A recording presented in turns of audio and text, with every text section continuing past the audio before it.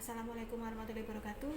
Untuk kesempatan kali ini kita akan membahas tentang penilaian status gizi menggunakan rumus Z-score.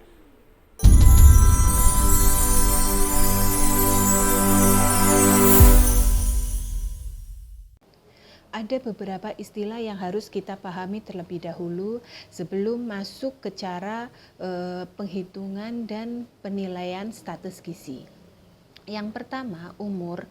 Umur di sini dihitung dalam bulan penuh. Contohnya, umur 2 bulan 29 hari itu dihitung sebagai umur 2 bulan. Yang kedua, ukuran panjang badan untuk anak umur 0 sampai 24 bulan itu diukur secara terlentang. Apabila umur anak 0 sampai 24 bulan ini diukur secara berdiri, maka hasil pengukuran itu dikoreksi dengan menambahkan 0,7 cm. Kemudian ukuran tinggi badan itu digunakan untuk anak umur di atas 24 bulan atau 2 tahun yang diukur secara berdiri. Bila anak umur di atas 24 bulan itu diukur secara terlentang, maka hasil pengukuran dikoreksi dengan mengurangi 0,7 cm ya. Kemudian gizi kurang atau underweight dan gizi buruk severely underweight adalah status gizi yang didasarkan pada indeks berat badan menurut umur. Kemudian pendek atau stunted dan sangat pendek severely stunted adalah status gizi yang didasarkan pada indeks panjang badan menurut umur atau tinggi badan menurut umur, disesuaikan dengan umurnya ya. Kemudian kurus atau wasted dan sangat kurus atau severely wasted adalah status gizi yang didasarkan pada indeks berat badan menurut panjang badan atau berat badan menurut tinggi badan. Ingat, disesuaikan dengan usia menggunakan TB atau PB. Kemudian indeks yang digunakan untuk penghitungan status gizi dengan penilaian Z-score diantaranya adalah yang pertama berat badan menurut umur, 2 tinggi badan menurut umur atau panjang badan menurut umur, 3 berat badan menurut tinggi badan atau menurut panjang badan. Yang keempat adalah indeks massa tubuh menurut umur. Keunggulan dan kelemahan indeks berat badan menurut umur. Yang pertama, untuk keunggulannya itu baik untuk mengukur status gizi akut atau kronis. Yang kedua, berat badan itu dapat berfluktuasi. Yang ketiga, sensitif terhadap perubahan. Yang keempat, dapat mendeteksi kegemukan. Kemudian yang untuk kelemahannya itu untuk interpretasi keliru jika terdapat udim atau asetis ya. Kemudian yang kedua itu sering terjadi kesalahan pengukuran karena pengaruh pakaian dan gerakan anak sehingga mengacaukan penilaian. Kemudian untuk keunggulan dan kelemahan indeks tinggi badan menurut umur. Keunggulannya yang pertama adalah baik untuk menilai status gizi masa lampaunya. Kemudian yang kedua, ukuran panjang badan itu dapat dibuat sendiri, murah dan mudah untuk dibawa. Ada kelemahannya. Yang pertama, tinggi badan tidak cepat naik. Yang kedua, untuk pengukuran tinggi badan relatif sulit dan membutuhkan 2 orang untuk melakukannya. Kemudian yang ketiga, untuk ketetapan umur itu sulit didapat kalau di daerah terpencil ya. Selanjutnya, keunggulan dan kelemahan indeks berat badan menurut tinggi badan atau berat badan menurut panjang badan. Yang pertama, untuk keunggulannya tidak memerlukan data umur. Yang kedua, dapat membedakan proporsi tubuh atau gemuk ya, normal dan kurus. Kemudian untuk kelemahannya apa? Kelemahannya yang pertama itu tidak dapat memberikan gambaran apakah anak tersebut pendek. Kemudian yang kedua, membutuhkan 2 macam alat ukur. Dan yang ketiga, pengukuran relatif lama. Yang keempat, membutuhkan 2 orang untuk melakukannya. Yang kelima, sering terjadi kesalahan dalam pembacaan hasil pengukuran. Selanjutnya kita bahas tentang cara penghitungan Z-score. Nah, di sini Z-score itu mengacu pada status antropometri yang ditetapkan Kemenkes RI tahun 2010. Ya, silakan nanti untuk di-download linknya, ya sudah saya masukkan di deskripsi untuk standar antropometri penilaian status gizi anak, karena di sini ada satuan baku yang nanti akan menjadi pedoman kita pada saat penghitungan nilai Z-score. Kemudian di sini ya di dalam standar antropometri yang di-download itu nanti ada kategori dan ambang batas status gizi anak berdasarkan indeks ya. Di sini yang pertama, indeks yang pertama ada berat badan menurut umur. Ya, itu terbagi menjadi 4 kategori status gizi. Ada gizi buruk, gizi kurang, gizi baik, dan gizi lebih. Ya, sudah jelas di sini tertulis untuk ambang batas Z-score-nya, ya. Kemudian indeks yang kedua adalah panjang badan menurut umur atau tinggi badan menurut umur, ya, disesuaikan dengan umurnya, ya, mau menggunakan panjang badan atau tinggi badan. Saya sudah menjelaskan tadi di awal, ya. Di mana untuk indeks ini terbagi menjadi 4 kategori. Sangat pendek, pendek, normal, dan tinggi. Di mana untuk sangat pendek itu ambang batas Z-score-nya kurang dari min 3 SD. Kalau kategori pendek itu ambang batas Z-score-nya min 2 SD sampai dengan 2 SD. Kategori status gizi normal ambang batas Z-score-nya adalah min 2 SD sampai dengan 2 SD. Kemudian untuk kategori tinggi di sini ambang batas Z-score-nya adalah lebih dari 2 SD. SD di sini standar deviasi ya. Kemudian untuk indeks berat badan menurut panjang badan atau berat badan menurut tinggi badan itu ada 4 kategori status gizinya, yaitu sangat kurus, kurus, normal, dan gemuk. Ya, ambang batas Z-score-nya bisa dibaca sendiri ya. Kemudian indeks massa tubuh menurut umur. Ya, untuk usia 0 sampai 60 bulan itu terbagi menjadi 4 kategori, sangat kurus, kurus, normal, dan gemuk. Dimana untuk ambang batas Z-score-nya sangat kurus itu min 3 SD, kurus itu min 3 SD sampai dengan kurang dari min 2 SD, normal ambang batas Z-score-nya ada min 2 SD sampai dengan 2 SD. Kemudian untuk gemuk itu ambang batas Z-score-nya lebih dari 2 SD ya. Di sini saya tuliskan juga kategori penilaian gizi berdasarkan penilaian Z-score ya. Saya ketik ulang ya supaya barangkali memudahkan ya. Kemudian ini saya tampilkan standar berat badan menurut umur ya. Sekali lagi kalau sudah download itu lengkap ya. Sudah ada tabel-tabel standar berat badan menurut umur untuk anak laki-laki dari usia 0 sampai 60 bulan ya. Nah, untuk anak laki-laki dan perempuan itu beda ya untuk standar berat badan menurut umur, kemudian standar tinggi badan menurut umur, panjang badan menurut umur, IMT menurut umur itu semua berbeda-beda ya. Disesuaikan dengan jenis kelamin dan usia. Ya, ini contohnya untuk standar berat badan menurut umur pada anak perempuan.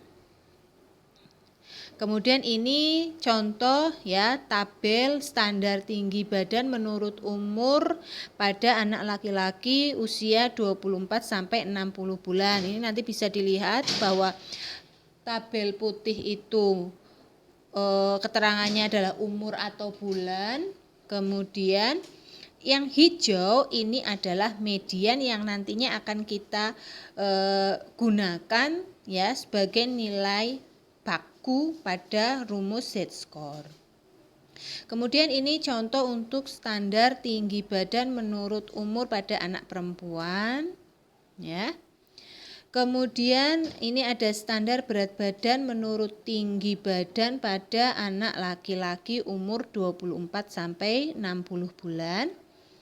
Kemudian ini ada standar berat badan menurut tinggi badan anak perempuan umur 24 sampai 60 bulan. Sekali lagi saya sampaikan bahwa pada saat nanti kita penghitungan, tolong diteliti ini tabelnya anak perempuan apa tabelnya anak laki-laki. Kemudian ini tabelnya berat badan menurut tinggi badan atau standar yang lain ya. Jadi harus diperhatikan tabel-tabelnya. Kemudian ini standar IMT menurut umur pada anak perempuan umur 24 sampai 60 bulan. Ya, ini contohnya. Ingat bahwa kalau kita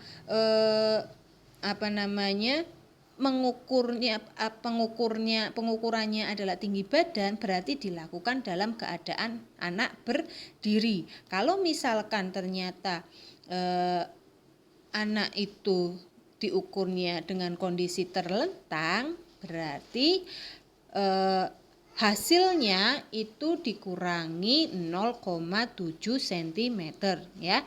Saya rasa sudah jelas tadi saya menjelaskan di awal ya terkait untuk penghitungan tinggi badan sama panjang badannya.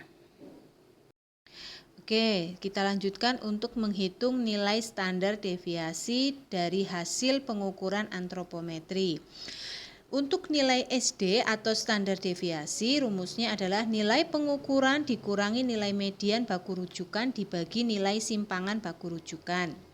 Di sini untuk nilai mediannya ini adalah tabel yang berwarna hijau ya. Tadi sudah saya perlihatkan ya untuk tabel-tabelnya berdasarkan indeks ya. Itu nanti nilai median ini dimasukkan ke sini. Nilai median baku rujukan disesuaikan dengan kebutuhan usia atau tinggi badan ya. Kemudian untuk nilai simpangan baku rujukan di sini ini didapatkan dari ya. Kalau misalkan nilai pengukuran dikurangi nilai median baku rujukannya itu hasilnya positif ya. Ini dikurangi ini itu hasilnya positif, berarti simpangan bakunya ini adalah 1 SD dikurangi median. Contohnya di sini yang median 14,0 ya. 14,0 berarti di sini untuk 1 SD dikurangi median berarti 16 dikurangi 14 itu hasilnya nilai simpangan baku rujukan. Kalau ini ya hasil pengurangan ini adalah positif. Kalau dari hasil hitung ini hasilnya negatif, maka median baku dikurangi -1 SD. Nah, contohnya tadi ya, untuk median 14 berarti -1 SD-nya adalah 12,4. Untuk mencari nilai simpangannya berarti 14 ini dikurangi 12,4. Ya, itu hasil nilai simpangan baku rujukan. Jadi untuk mencari nilai simpangan baku rujukan disesuaikan hasil pengurangan ini dulu. Kalau hasilnya positif berarti 1 SD dikurangi median, tapi kalau hasilnya negatif median dikurangi -1 SD ya. Itu. Kemudian untuk menghitung IMT, mohon maaf, Saya jelaskan, untuk menghitung IMT itu adalah berat badan dalam kilo dibagi tinggi badan dalam meter persegi.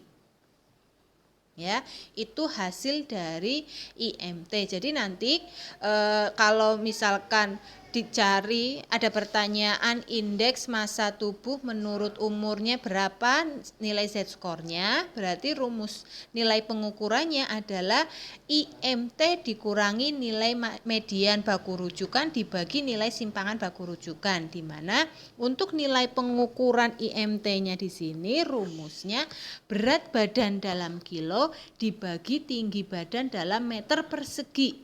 Ya, karena biasanya di dalam contoh soal atau di dalam soal itu tinggi badan yang ditulis itu masih dalam satuan sentimeter. Jadi dirubah ke meter dulu kemudian dikuadratkan.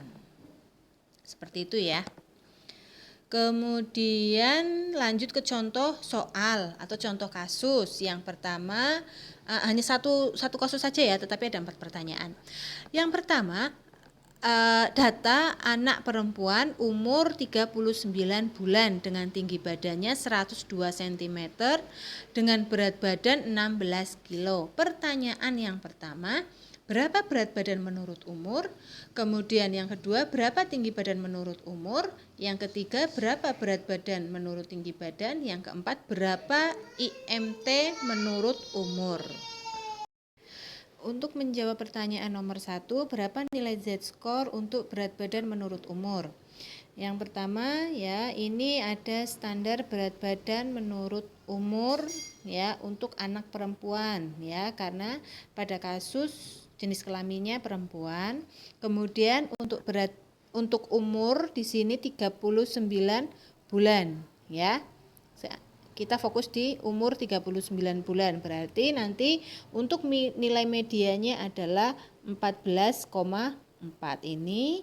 Kemudian untuk 1 SD-nya adalah 16,5, min 1 SD-nya adalah 12,7. Oke, sekarang masuk ke rumus.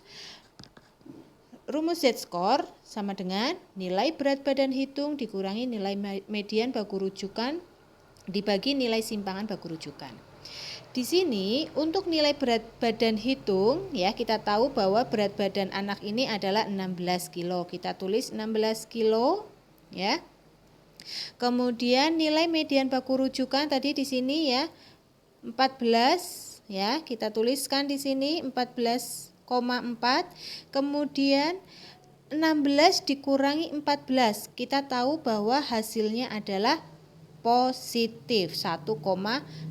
Berarti untuk mencari nilai simpangan ini nilai 1 SD dikurangi median ya, 16,5 dikurangi 14,4 hasilnya 2,1. Kemudian hasil pembagian 1,6 dibagi 2,1 hasilnya 0,76. Kita lihat ke tabel indeks di mana 0,176 berarti masuk ke dalam kategori gizi baik karena ambang batasnya berada pada min 2 SD ya, min 2 SD sampai dengan 2 SD untuk nilai 0,76. Paham ya?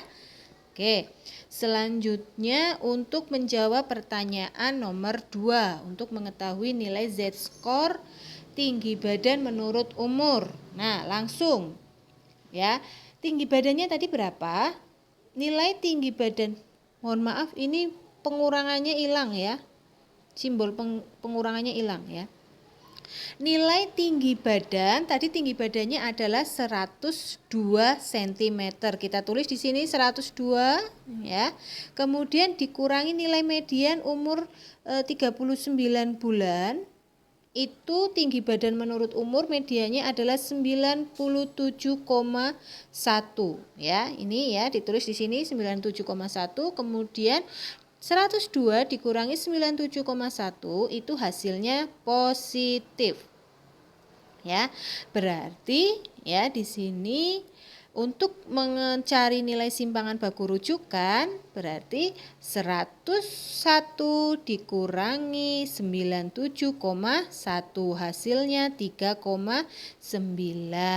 Kemudian 4,9 dibagi 3,9 hasilnya 1,25. Yang artinya kita lihat ke indeks tinggi badan menurut umur, yaitu nilai 1,25 itu termasuk dalam status gizi normal untuk tinggi badannya, karena 1,25 itu masuk ke dalam batas ambang Z-score min 2 SD sampai dengan min 2 SD sampai dengan 2 SD ya. Semoga untuk dua jawaban ini sudah bisa dipahami ya. Lanjut untuk menjawab pertanyaan nomor 3 untuk nilai Z-score indeks berat badan menurut tinggi badan. Nah, di sini untuk berat badan menurut tinggi badan, nilai pengukurannya adalah nilai BB hitung. Ya, nilai BB hitung berarti berat badannya berapa tadi si anak itu 16 kilo dikurangi nilai mediannya tadi tinggi badannya 100,2 ya, tinggi badannya 100,2. Nah ini tabel standar berat badan menurut tinggi badan itu 102, kita cari medianya, 15,8, berarti 16 dikurangi 15,8 kemudian dibagi nilai simpangan baku rujukan. Karena hasil ini adalah positif berarti 17,4 dikurangi 15,8 hasilnya 1,6. Kemudian nilai berat badan hitung dikurangi nilai median baku rujukan dibagi nilai simpangan baku rujukan hasilnya adalah 0,125. Kemudian kita lihat ke indeks berat badan menurut tinggi badannya adalah 0,125 itu masuk ke dalam batas ambang normal karena nilainya di antara min 2 SD sampai dengan 2 SD ya. Selanjutnya untuk menjawab pertanyaan nomor 4, IMT berdasarkan umur, nilai Z-score-nya berapa? Nah, di sini untuk nilai IMT berarti kita hitung dulu. Di mana tadi saya sampaikan bahwa rumus IMT adalah berat badan dalam kilogram dibagi tinggi badan dalam meter kuadrat. Karena di sini tinggi badannya masih sentimeter, itu dibagi ya, dijadikan ke meter dulu ya, dibagi 10.000 ya. Kemudian ini hasilnya, langsung saja ya nanti belajar sendiri untuk penghitungan itu, saya rasa tidak sulit ya. Ini hasil dari saya menghitung nilai IMT-nya adalah 15 ya, dari 15,3 nilai IMT-nya dikurangi nilai mediannya itu berdasarkan umur, berarti kita mencari umur di sini 39 bulan, mediannya 15,3 ya, 15,37 dikurangi 15,3 kemudian dibagi nilai simpangan, karena hasilnya positif berarti nilai simpangannya adalah 1 SD dikurangi median, hasilnya 1,5.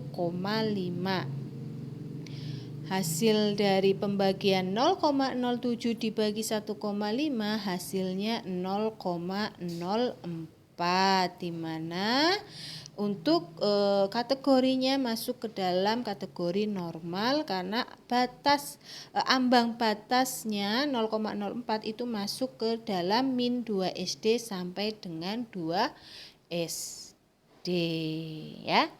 Sampai di sini ya. Semoga bisa dipahami. Kalau misalkan masih bingung untuk menghitung IMT ya, nanti kita jelaskan ya untuk pertemuan selanjutnya. Oke. Terima kasih untuk perhatiannya. Semoga bermanfaat dan bisa dipahami ya untuk penghitungan dan penilaian status gizi dengan menggunakan Z-score. Saya akhiri, terima kasih. Bila taufiq wal hidayah, wassalamualaikum warahmatullahi wabarakatuh.